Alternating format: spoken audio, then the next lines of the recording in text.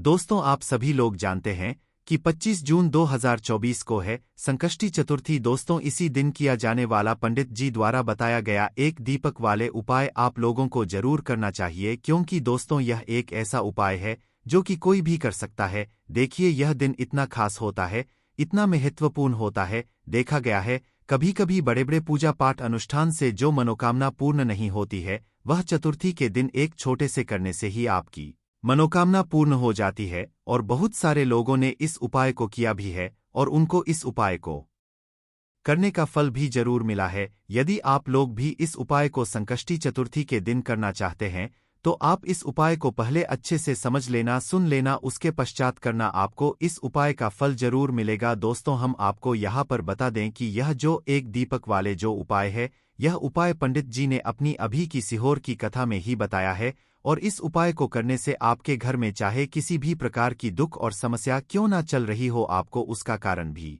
नहीं पता है कि यह समस्या किस कारण से चल रही है। उसका कुछ भी कारण हो सकता है, जैसे पितृ दोष हो सकता है या किसी भी तरह का मंगल दोष भी हो सकता है, और भी बहुत तरह के दोष होते हैं। कुछ भी हो सकता है, पर आपको इस उपाय को करने के लिए अपने दोष को पता लगाने की भी जरूरत नहीं है। आपके घर में किस कारण से इतनी दुख और परेशानी आ रही है, वह भी आपको पता लगाने की जरूरत नहीं है।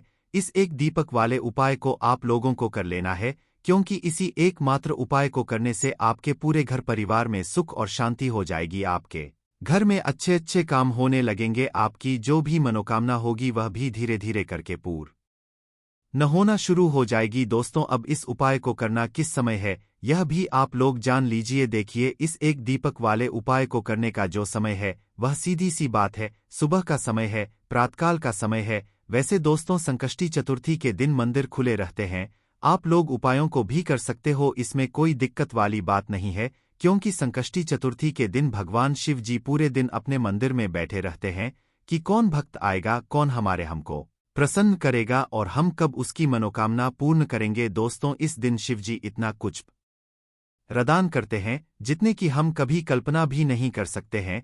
इसीलिए आप लोगों को इस मौके को तो अपने हाथ से नहीं जाने देना चाहिए। तो अब हम समझते हैं दोस्तों, यह एक वाले उपाय आखिर आप लोगों को करना कैसे है। देखिए, खास रूप से कोशिश करना इस उपाय को आप संकष्टी चतुर्थी सुबह सुबह कर लो, पर किसी कारणवश ना कर पाओ तो फिर थोड़े लेट भी कर सकते हो। और पहली मुख्य आपकी यही होनी चाहिए कि घर की जो माता बहन होती हैं उनमें से कोई एक यह वाला उपाय करे। मतलब कि यदि माता बहन उपस्थित ना भी हो तो उस स्थान पर फिर घर का कोई बड़ा जो पुरुष हो वह भी इस उपाय को कर सकता है, कोई दिक्कत वाली बात नहीं है। पर घर के सभी सदस्य इस वाले उपाय को करने की जरूरत नहीं है। घर का कोई एक मुख्य सदस्य भी इस उपाय को करेगा तो इस उपाय को करने का फल उसके पूरे घर परिवार को जरूर मिल जाएगा। तो देखिए, एक दीपक वाले है तो सीधी सी बात है कि इसमें हमें एक दीपक की तो आवश्यकता पड़ेगी ही पड़ेगी। तो देखिए, यदि आप यह एक हल्दी वाला दीपक चतुर्थी वाले दिन अपने घर में जला देते हैं तो देखिए, संकष्टी चतुर्थी का जो दिन है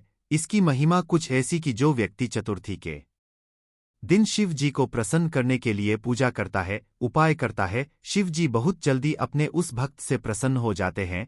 और यदि आपने हल्दी वाले दीपक का उपाय कर लिया तो ऐसा आप मान के चलिए कि शिवजी इतने ज्यादा आपसे प्रसन्न हो जाएंगे कि आपके जीवन की जो निर्धनता और गरीबी है उसे वह जल्दी से जल्दी आपके जीवन से दूर कर देंगे। क्योंकि हल्दी जो है यह शिवजी से जुड़ी है। हल्दी आपके जीवन में बहुत सारी जो आर्थिक तरह की समस्याएं होती, जो आपके घर में पैसा नहीं आता है, पैसा रुकता नहीं है, पैसा बहुत ज्यादा खर्च यदि आपका होता है, धन की बर्बादी यदि आपके घर में हो रही है, तब भी आपको खासकर यह हल्दी वाले एक दीपक का उपाय चतुर्थी वाले दिन जरूर करना। देखिए, इसी साथ आपको बता दें, इस बार संकष्टी चतुर्थी पर बहुत ही दुर्लभ संयोग का निर्माण हो रहा है। तो देखिए, आपको बता दें कि शिवजी को यदि आप जल्दी से जल्दी प्रसन्न करना चाहते हैं, अपने घर की गरीबी को जल्दी से जल्दी दूर करना चाहते हैं, तब आपको यह पहला उपाय करना है चतुर्थी के दिन। तो उपाय को करने के लिए आपको कौन कौन सी चीज लेनी है और किस समय उपाय करना है, तो देखिए, उपाय को करने के लिए आपको यहाँ पर लेना है चुटकी काला तेल। बहुत ही जरा सा एक चुटकी काला तेल लेना है और एक ही चुटकी आपको लेनी है पीसी हुई हल्दी। अब आपको क्या करना है, आपने नहाने वाले जल में एक चुटकी हल्दी डालनी है और एक चुटकी काला तेल डालना है और इस जल से स्नान करना है। देखिए, जब भी आप अपने जल में हल्दी डालकर, खासकर यदि चतुर्थी के दिन आप अपने जल में हल्दी डालकर स्नान करते हैं, तो इससे होता क्या है, आपके जीवन में आपका जो भाग्य आपका साथ नहीं दे रहा होता है, आपके पास जो पैसे आने के रास्ते बंद होते जा रहे हैं, जो आपके जीवन में धनता बढ़ रही है, गरीबी बढ़ रही है, जो आप अपने जीवन में बार बार असफल हो रहे हैं, इन सारी चीजों से आप देखेंगे कि आप निकल कर आ जाएंगे। आपके घर में, आपके जीवन में पैसा आना शुरू हो जाता है, पैसा रुकना शुरू हो जाता है, क्योंकि यहाँ पर आपकी कुंडली में गुरु की स्थिति बहुत मजबूत हो जाती है, जिसके पश्चात आप इस काम को करते हैं, आपको लाभ ही लाभ मिलता है।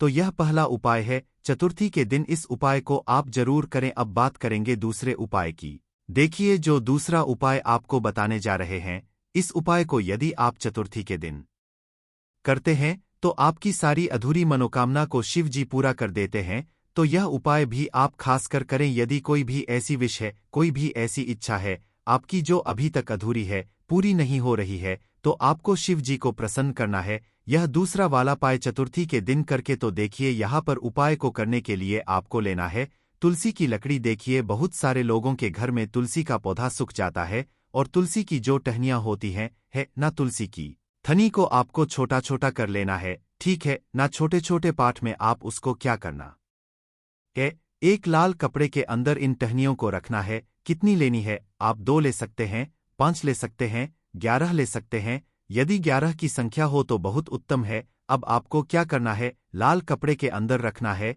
और इसकी छोटी सी पोटली आपको बना लेनी है। अब सबसे पहले आपको क्या करना है, इस पोटली को शिव जी के चरणों में स्पर्श करना है, उनके चरणों से स्पर्श करना है। इसके पश्चात आपको यह पोटली अपने घर में, या तो अपने घर के मुख्य दरवाजे आपको इसको टांगना है, अंदर की तरफ टांगे, बाहर की तरफ नहीं, ठीक है ना। या फिर इसे आप अपने घर के मंदिर में एक तरफ रख देंगे। देखिए, जब भी आप तुलसी की टनी जो होती है, उन्हें अपने घर में कहीं पर भी रखते हैं, और शिव जी से प्रार्थना करते हैं कि मेरी यह विश है, मेरी यह है, बहुत लंबे समय अधूरी है, मेरे जीवन में निर्धनता है, गरीबी है, मेरे घर में सुख समृद्धि नहीं है, मेरे घर में क्लेश है। तो जिस प्रकार की भी आपकी समस्या होती है, जो भी आपकी मनोकामना होती है, उसे शिवजी पूरा कर देते हैं, और आपकी जीवन की निर्धनता और गरीबी तो कोसों आपके जीवन से दूर हो जाती है। जब भी आप तुलसी की लकड़ी का यह छोटा सा उपाय कर लेते हैं, चतुर्थी के दिन एक चीज आपको बिल्कुल ध्यान रखनी है कि तुलसी का पौधा यदि आपके घर में सूख गया है, तब आपको चतुर्थी के दिन उसकी लकड़ियों को नहीं निकालना है, क्योंकि चतुर्थी के दिन तो तुलसी की पत्तियों को भी नहीं तोड़ा जाता है। यह चीज खासकर आपको ध्यान रखनी है। तो पहले से ही आपके पौधे की यदि आपके पास टहनियां हैं, तभी यह उपाय आप करें। दूसरी चीज की जिनके घर में तुलसी का पौधा हरा भरा है, बहुत सारे लोगों के पौधे सूख गए जाड़ों में, किंतु बहुत सारे लोग बहुत अच्छे से रखते हैं, और किसी किसी के घर में तुलसी का पौधा सूखता नहीं है, तो उन्हें क्या करना है, उन्हें तुलसी के 2 पत्ते लेने हैं, तुलसी के 2 पत्ते लेने हैं, और आपको जब भी आप शिवजी को भोग लगाते हैं, वैसे आप लगाते ही हैं हर बार अपने घर में तुलसी के पत्तों के साथ, किंतु चतुर्थी दिन खासकर आपको तुलसी के 2 पत्ते शिव जी को उनके भोग में अर्पित करने हैं। जो भी आप उन्हें भोग लगाते हैं, जिस चीज का भी, उसके साथ आपको तुलसी के 2 पत्ते जरूर शिव जी को अर्पित करने हैं। एक चीज ध्यान रहे, भूलकर भी आपको इस दिन चावल खाने नहीं है, और चावल का भोग भूलकर भी आपको किसी देवी देवता को नहीं लगाना है ना, क्योंकि चावल खाना इस दिन महापाप होता है। ऐसा बिल्कुल भी ना करें, भूलकर भी आपको यह चीज नहीं करनी है। तो देखिए, जब भी आप तुलसी के 2 पत्ते शिवजी को अर्पित करते हैं, उनके भोग में उन्हें देते हैं, तो इससे क्या होता है कि शिवजी आपसे बहुत ज्यादा प्रसन्न हो जाते हैं, और आपके जीवन के चाहे जिस तरह के भी दुख हो, फिर आप अपने जीवन के वह दुख यदि शिव जी से कहते भी नहीं है, ना आपके बिना कहे ही आपके जीवन के सारे दुखों को वह दूर कर देते हैं। चलिए बात कर लेते हैं।